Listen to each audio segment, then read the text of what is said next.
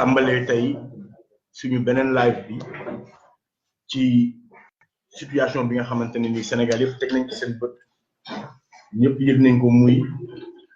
l'affaire Pape Alé di ko massawu di ko sargal di ko ndokkeel di ko fàttali rek ne lii day firndeel que ne bokk na ci les vrais combattants de la République parce que réew moom booy xeex ak nguur lu ne danga koy sóoraale lu ne danga koy préparer te xam ne du yomb masawu ko it ci peine bi mu jël presque daanam maanaam tayle lu bëri lu mënoon am ci ay teranga mu dëgg ko pour rek continuer di xeexal askan bi di dooleel filière boobu mu nekk muy mbirum journalisme di prouver que ne journaliste aussi am nga droit jël ay position ci réew war nga mën a jël ay position yu ferme ci réew te mu doon it luñ gëjoon gis ci réew mi un journaliste d'investigation dem def ay l'enquête gëstu ci ay mbir xool ko càmbar ko bind ci sax ab livre ba jébbal ko askan bi ñu mun cee xool kon loolu dañ ko ciy jaajëfal di rek wax ne li xew Pape Alé bind ab livre ci ay rapport IGE pour di ko fàttali askanu Sénégal di ko fàttali it nguuru Sénégal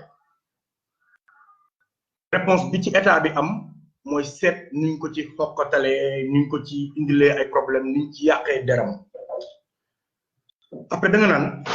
yow ban réew nga nekk réew moo xam ne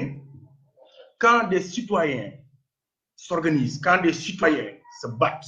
pour la vérité pour la sincérité pour lumière ci yenn scandale yi am ci réew moomee la réponse de l'État ce n'est pas dem ci contenu la xew c'est de s'attaquer à la personne xool comment salir son image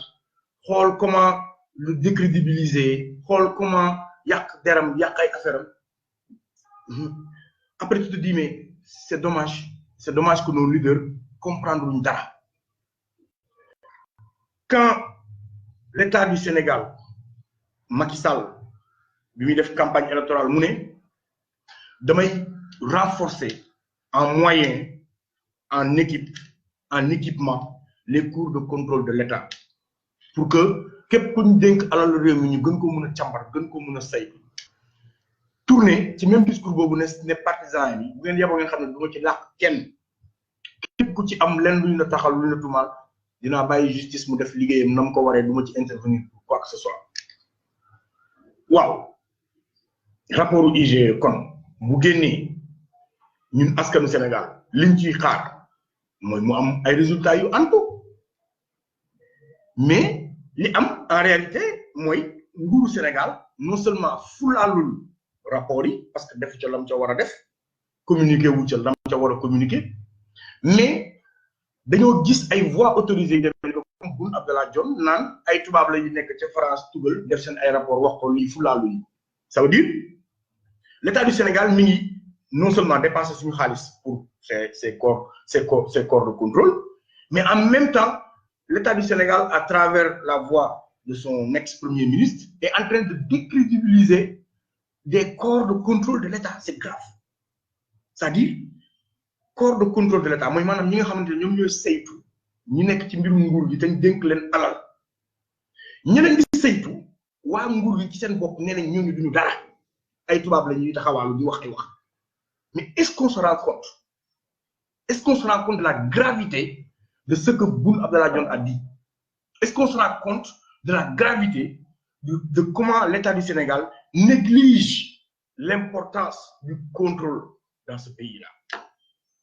ki nga xamante ne nag moom sàcc la ñi mu ànd ay sàcc la kooku nag gardien du ko neex kooku nag du bëgg boo contrôler parce que ku jub da ngay renforcer ku lay saytu ku jubul munoo bëgg ku nekk ci mbirum saytu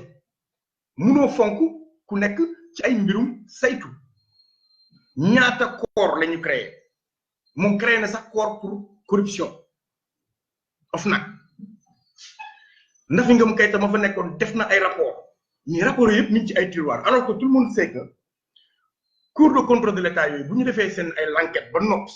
dañuy jébbal benn bi président jébbal beneen bi yoon bu ñu jébbalee benn bi yoon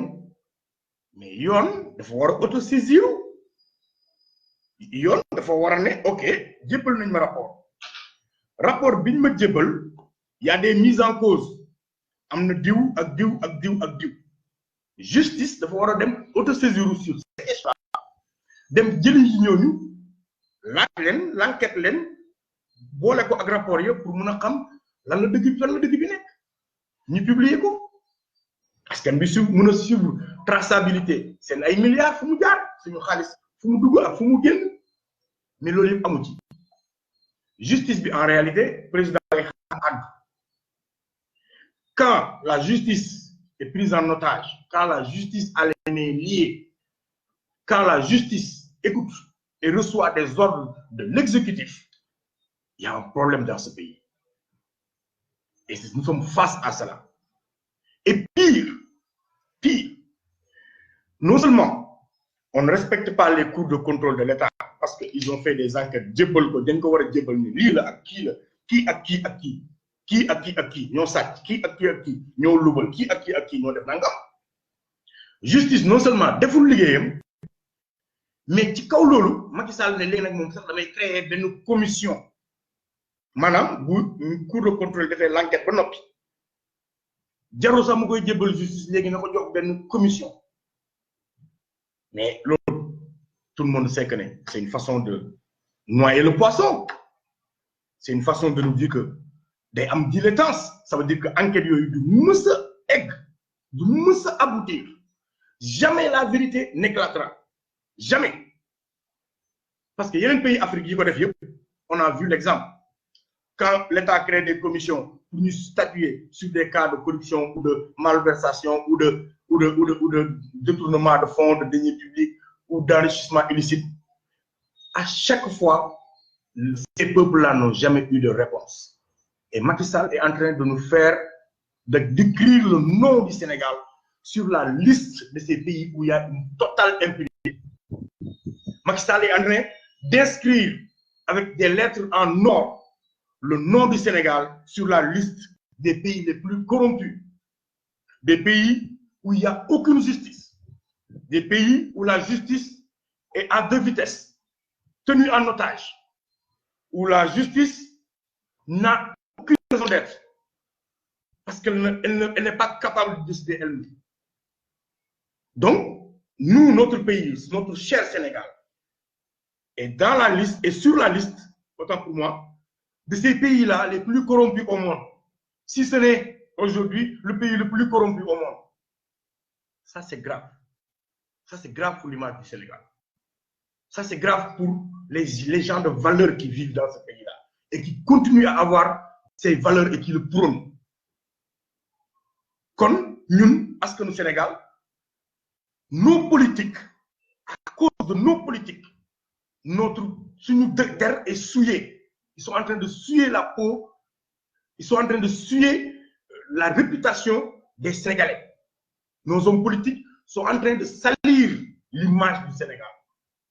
de par leur comportement, de par leur agissement, de par leur politique, de par leur focolé, de par leur manque de respect des lois et règlements, de par seen ay abus de pouvoir, seen ay propre bëgg-bëgg, seen ay propre sabab, seen acte de pouvoir yi ñu bëgg di ko imposer tout le temps, seen dictature yi ñu bëgg di imposer, seen gabegie bi ñuy gérer li ñu moom, seen folklore bi ñu nekk, folklore parce que démb rek pour pose première pierre benn stade de 50 000 places, benn stade de 50 000 places. Macky Sall encore mobilise des millions de notre contribuable pour faire une fête et une campagne déguisée. Mais pose première pierre, stade, le ministre des Infrastructures, le ministre des Sports, dans un état sérieux, le président n'a pas le temps d'aller poser une pierre pour un stade. Je suis désolé. Un président qui a le temps d'aller poser une pierre pour un stade, ça veut dire que ce pays-là a mon ligue. Un stade, mais stade quoi stade est-ce que je veux dire bon stade moo tax suñu président bàyyi liggéeyam palais dawal otoom dem ba Diamniadio fekk ñu mobiliser fa des centaines de Sénégalais ñu yendu fa avec l'argent de notre pays de notre trésor public ñu dépassé ko utiliser ko fay leen jox leen ay t-shirt jox leen ay car yàpp leen fa nit ñi toog fa di xaar président mu ñëw pour poser une première pierre au stade alors que nous on t'attend Macky Sall pour que nous poser les premières pierres d'une justice indépendante. Pose la pierre de cette justice indépendante. Pose la pierre du respect des lois, des règlements. Pose la pierre du respect des populations, des citoyens. Pose la pierre du respect de ce qu'on appelle les libertés, des droits des individus. Ce sont ces pierres-là que nous avons posées tout. Pas ben stade, pas ben pont. Am sa kër sax léegi mu ñëw inaugurer la ko wala mu ñëw poser la sa première pierre attention kuy peinture sa kër defal attention balaa mu ñëw mu poser la pierre bi wala mu ñëw campagnal la ko wala mu defal la ko inauguration. C'est dans ce pays qu'on se trouve aujourd'hui, dans ce pays la ñu nekk aujourd'hui, mais jot total quoi. Beneen aspect bi ma bëgg a wax ci loolu noonu mooy que quand aujourd'hui les Sénégalais se réveillent amuñu information xamuñu lu xew ci réew mi sur des dossiers sur des financements de projets yi projet bi gën a regardez pour revenir encore ci stade bi 150 et quelques milliards alors que un stade bu mel noonu bu ko gën a dàq gën ko ëpp place 60 000 Côte d'Ivoire ou ailleurs à 50 milliards 53 milliards. Ça veut dire que nous on donne des chiffres, on dit des chiffres. Jamais on a la possibilité de traquer, ne serait-ce que le petit franc de ce que l'État du Sénégal dit que mon lay dépassé ci ay projets publics. Jamais. Parce que même les corps de contrôle yi état bi teg pour ñuy saytu yu demee noonee ñoom ci seen bopp l'État moo leen di affaiblirat en jetant du discrédit ci seen kaw pour wax ne que ay tubaab yi taxawaalu lañ rek ay nit ñi nekk fële lañ di bind ay rapport. Je m'excuse mu nekk lu doy waar mu nekk loo xamante ne nii ça m'émeut franchement ça m'émeut damay toogaat ma ne mais attends man on est dans quel pays mais on est dans quel système mais fan la ñu nekk ñun ci lan la ñuy dund ci lan la nekk la Sénégalais yi nekk di dund moo tax dafa am importance que les Sénégalais restent sur leur garde. De façon importance que des gens comme Pape Alé, yi nga xamante ne dañu dëddu yu bëri pour rek nekk ci ay soxlay askan ñu def attention parce que les gens ne cesseront de jeter du discrédit seen kaw. Les gens ne cesseront de yàq seen der. Et Y'en a marre est l'exemple parfait pour cela. Depuis sa création, amul lu ñu déggul. Depuis la création de Y'en a marre amul lu ñu déggul mais yàlla def na ñun ay monade lañ ñun moom ay monade lañ soo tollee fekk say kaba ñu tëppoo suñu këll soo noppee ñu yooyu eggali suñu yoon yàkkamtuwuñu dara di renforcer Pape Alé wax ne ko lii la yi demee nii la yii ça ne fait que te réconforter parce que soo nekkee ci am réew tu prends encore l'exemple de Y'en a marre et que nit ñi nekkuñu à côté à gauche à droite di la critiquer di la wax yenn yi di yàq sa der di la sosal di la créer parce que li ngay def peut-être eggul fa mu war a yegg toujours rek jàppal ne au moment où certains ont le malin plaisir ou le temps mais vraiment quoi temps toog pour yow di la accuser di la du discrédit di la nangam di la sangam ça veut dire que yow li ngay travail bi ngay liggéey pour ce réew yaa ngi koy jot. yaa ngi yegg foofee nee naa la un activiste bu demee bañ ko ne kirtim jàpp tëj kaso kooku wàccoon na ak activisme wàccoon na un militaire bu dem guerre ñu ne ko paapal kooku wàccoon na ak affaire waaye ku ne ci réew di wax nag da ngay nangu rek ñeneen ñi di wax ci yow mais sa combat mooy ba lu ñuy wax duñ la ci mës a fekk parce que depuis 2011 ñun lu ne doomu aadama yàq na ko ci suñ ko der ba tey kenn mënu taxaw indi la preuve ne li ñuy wax dëgg la ba tey kenn mënu taxaw wax la nangam sangam c'est rek juste des gens ñoom loolu moo leen neex bëgguñu kenn dem bëgguñu dara dem alors que réew mi fi mu toll dafa soxla loo xamante ni askanu Sénégal bi dooleel seen bopp booloo que bañkat yi retrouver wu sur les vraies plateformes xeex et qu'il y a beaucoup d'espace ci plateforme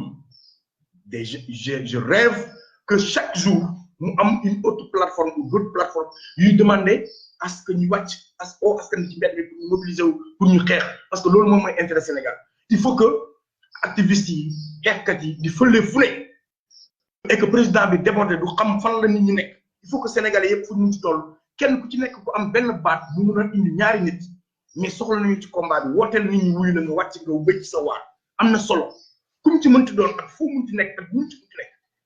fin fond Sénégal ak ci bitim réew ak fu mu ci nekk ku ne rek am na responsabilité aujourd'hui mobiliser wu bokk ci xeex bi ñëw gën a jëmmal gën a dooleel réew mi mu gën a am solo parce que ci foofu la ñu toll loolu waral tey ñoo lànk demandé waat na encore autorisation defaat beneen génn bu mag beneen marche bi peuple ni ki àjjuma bii ñuy dégmal muy le vendredi 28 mais bii yoon dañu changer itinéraire parce que comme Sénégal moom Sénégal ñëpp la Sénégal fépp la nous avons jugé à l'interne au sein de Ñolank que cette fois-ci bëgguñu dem Obélisque bëgguñu dem fi ñu demoon la fois dernière muy Fann mais dañu bëgg commencer fi ñuy woowee échangeur bu foire dox dem Liberté 6 parce que il faut que aussi que les populations yi nga xamante ne ñun yabuñu leen ci ay car dugaluñu leen soluñu leen ay t-shirt que marche yi di leen gën di jege pour ñu mun ñoom it mun ci participer à leur manière parce que yombul nga fayal sa bopp 4000 francs à 2000 aller 2000 retour surtout que essence yokku na surtout que transport public gën na jafe surtout que daf yoon yi gën nañoo compliqué donc plus ñu gën a jege askan bi plus mu gën a arrangé askan bi mu nekk une demande forte du peuple sénégalais qui nous demande à ce que aussi quand même ñu décentraliser parfois rassemblement yeeg marche yi pour que ñoom ñu mun cee bokk bu baax a baax ni mu waree looloo waral bi yoon ñu choisir échangeur foire dox jëm fi ñu woowee rond-point Liberté 6 jaar ci 2 voies Liberté 6 donc ci foofu lay tàmbale di ci dolli ne bi ñoom benn demee di demande di bind autorisation bi joxe nañ ko bu yàgg ñu dem démb def seen l'enquête ak préfet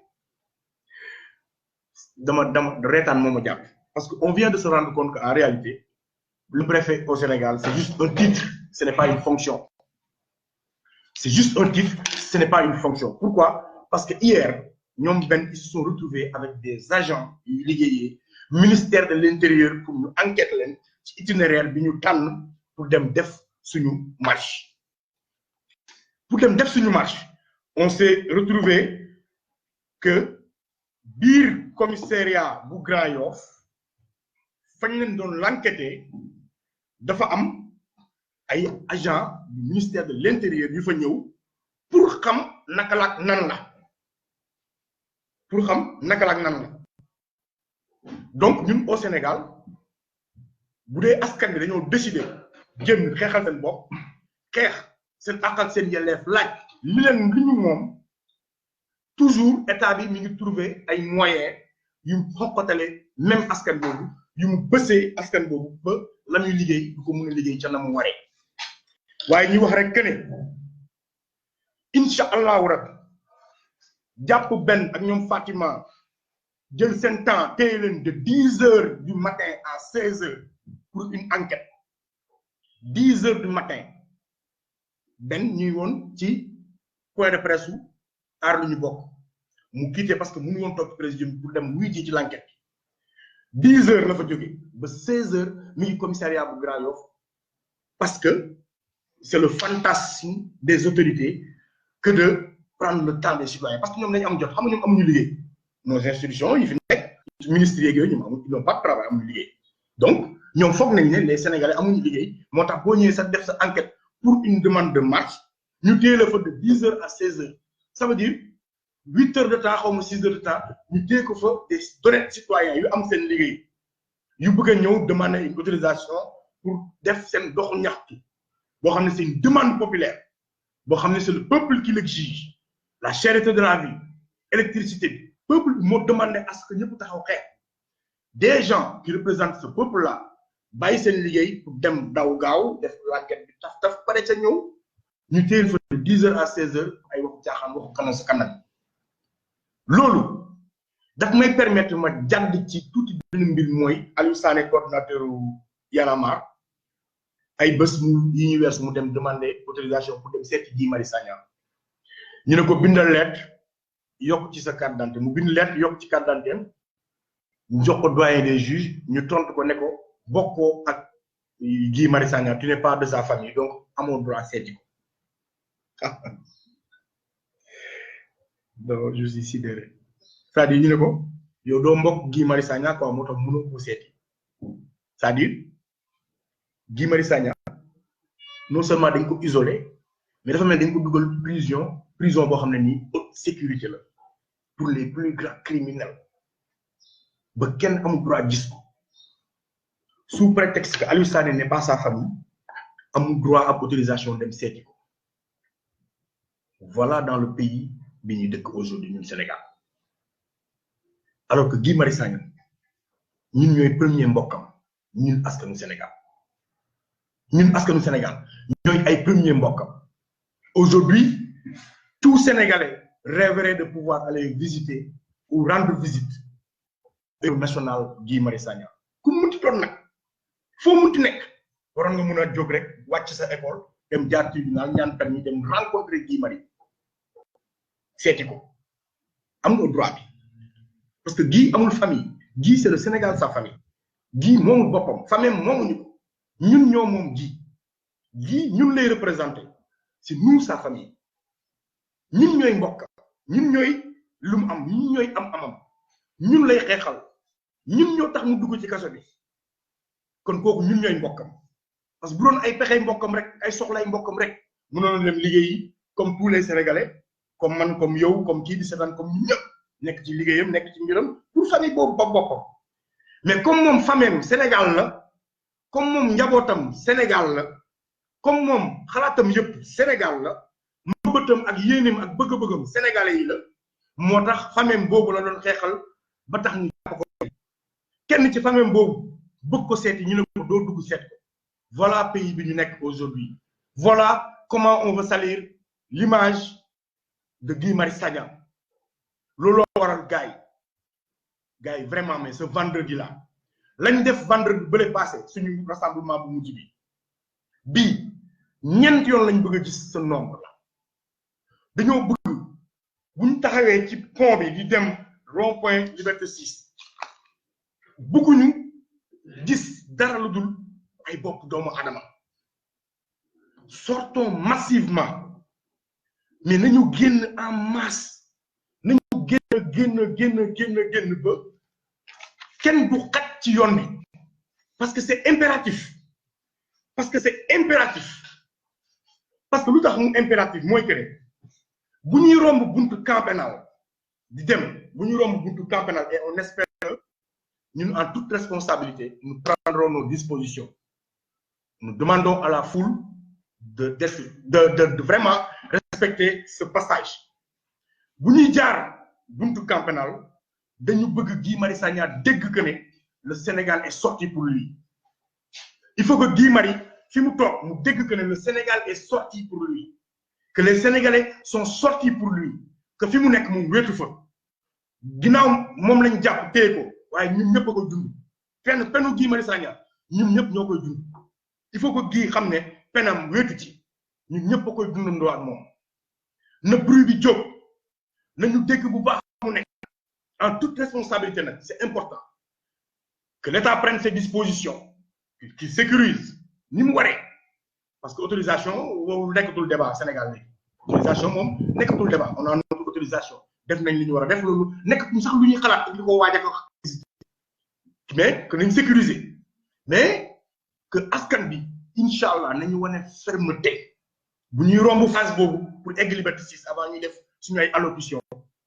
bu ñuy romb ci phase camp pénal il faut que Guy dégg ñu ci biir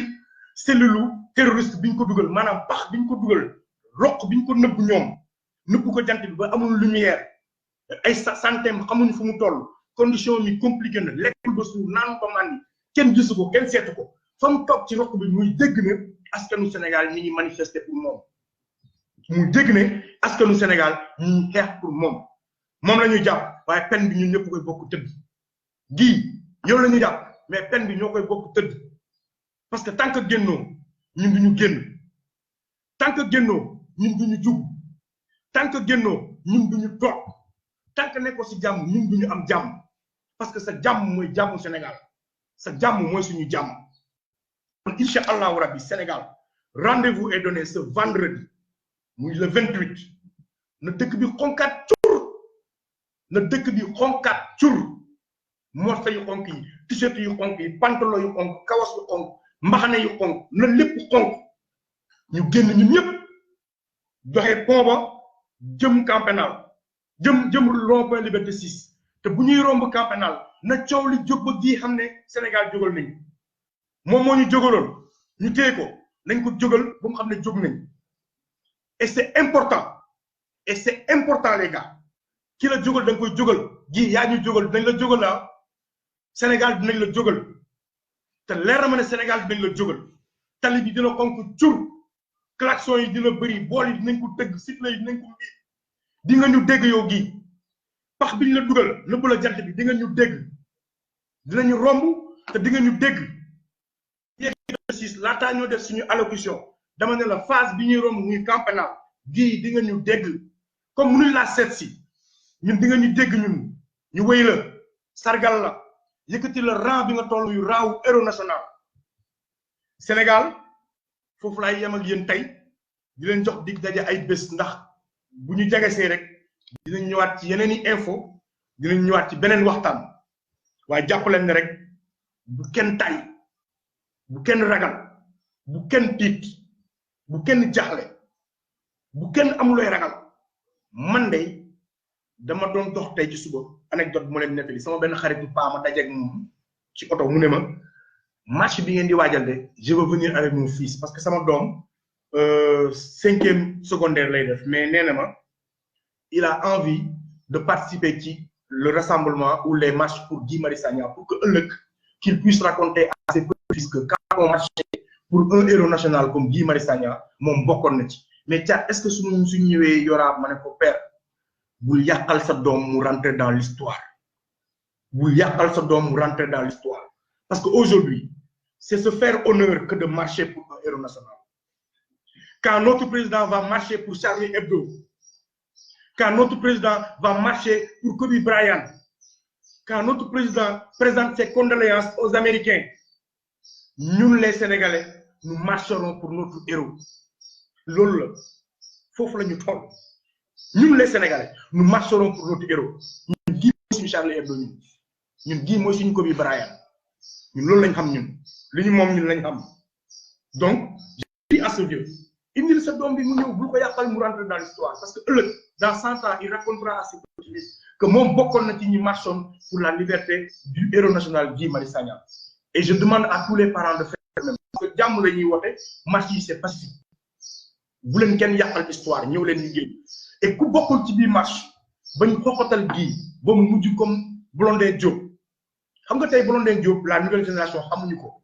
dañ koy dégg rek 20 et quelques années la am ñu rey ko fële ca Gorée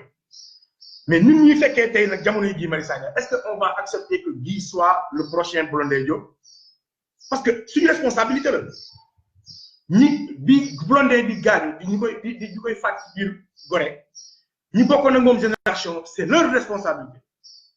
waaw c'est leur responsabilité benn pas ancien commentaire waxtaan nañ ci ma ne ko seen responsabilité la si on a perdu Blondin Diop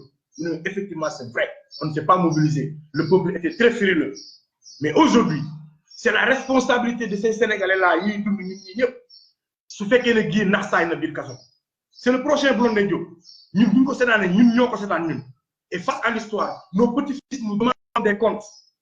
nos petits-fils ils nous demanderont qu'est-ce qu'on a fait pour la libération de Guy Marius Sagna et j'aurais honte de dire à mon petit-fils que defuma dara je n'ai pas levé le petit doigt j'aurais honte que l'histoire raconte que Guy Marius Sagna après avoir touché aux grilles du palais ñu tëj ko pour affaire courant ñun Sénégal ñu abandonné ko ci kaso bi nax saay fa comme Blondin Diop ça c'est une très mauvaise image du peuple sénégalais des 16 millions yi ko fekkee ñi image bu ñaaw man de duma ci bokk te gëm naa ne yéen du ngeen ci bokk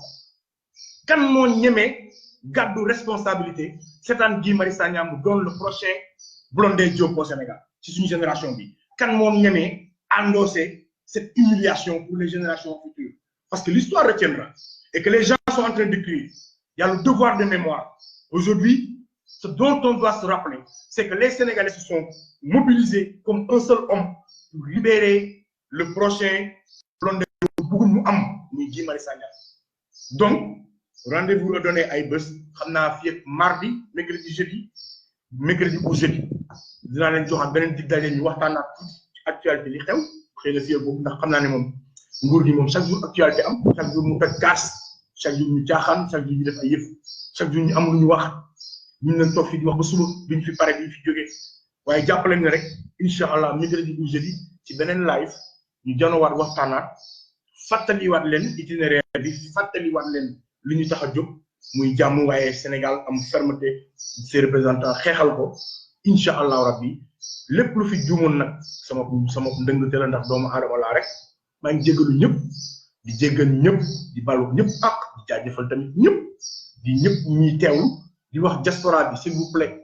bi le 28 bi tamit marqué leen le pas na leer na diaspora bi def ay action que la diaspora se mobilise même bu fekkee ne mu ngeen ko def ci seen ay ambassade parce que yéen soxlawu leen sax ay mobilisation ay faites-le sortez quoi s'il vous plaît diaspora bi vraiment temps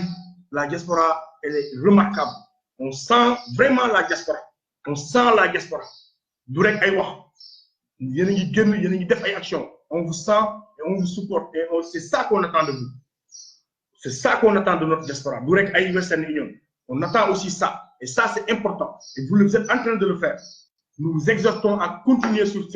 cette lancée parce que ngeen jàppale ñu ci xeex bi jàppale seen bopp la. Parce que bu ngeen xeexee foofu ñu xeex fii ba yàlla may ñu ndam. Sen poche moo koy yëg seen ay situation moo koy yëg seen ay conditions moo koy yëg Sénégal métti na ñun ñëpp a koy jooyandoo waaye Sénégal lu métti ñun ñëpp a koy sumbandoo ndax suñu póot la ñun ñëpp a koy fóotandoo kon gars yi wasalaam lu fi dëng sama bopp la sama coobare bopp la sama matadi la lu fi jubit suñu borom la di leen wax ne kon boog jaa ngeen jëf ma may leen luwaat suñu son boobu di Y'en a marre wasalaam jaa ngeen jëf ba ay bés incha allahu rek